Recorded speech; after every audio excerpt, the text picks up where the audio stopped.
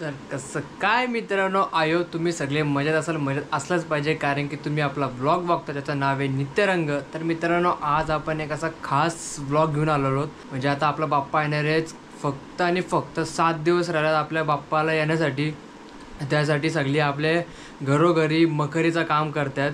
तर मित्रांनो, ते आता मी पण करतो आहे, कारण की एवढं शूट झालेत त्याच्यामुळे आपल्या मखरीचं काम करायला अजिबातच भेटलं नाही.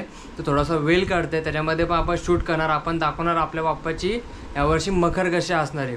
तर तुम्ही माझ्या पागं बघू शकता, आपलं ते असं हे बघा, इथं विठोबा काढला आहे, इथं असं वारकरीचा थीम, म्हणजे आपला पंढरपूरचा थीम आहे आपला यावर्षी. तर तेच आपण प्रयत्न करत आहोत चांगलं करण्यासाठी. तर मी तुम्हाला व्हिडिओमध्ये दाखवणार आहे का आपण इको फ्रेंडली मखर कशी बनवायची, म्हणजे विदाऊट POP, विदाऊट थर्मोकॉल वगैरे, विदाऊट यूज करणं प्लास्टिक वगैरे काही यूज करायचं ना आपल्याला. तर आपण नॉर्मल काईट पेपर यूज करणार. काईट पेपर जे पतंगला पेपर वापरतात ना, ते पेपर आपण यूज करणार आहोत.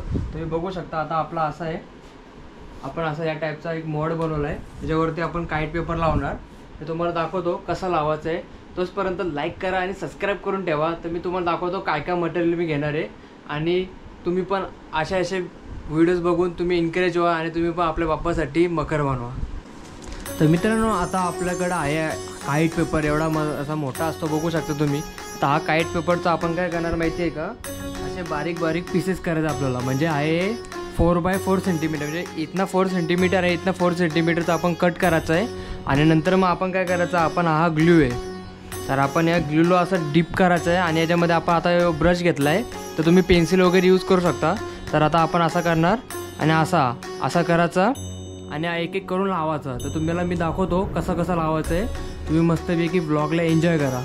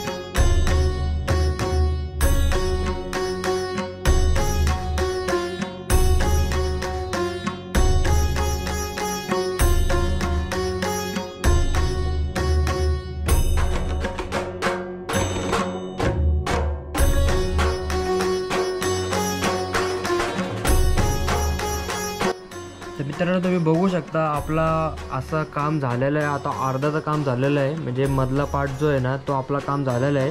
तुम्ही बघू शकता किती सुंदर हे झालं आहे.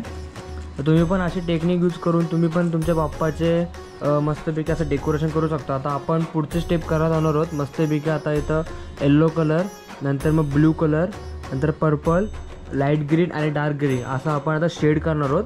तर तुम्ही मस्तपैकी बघत राहा. आणि माझी फक्त एकच अट आहे पुढे जाण्यापुरती, की गणपती बाप्पा मोरया एक कमेंट करायला अजिबात विसरू नका. तुम्ही बघा मस्तपैकी आता आपण कसं करता ते.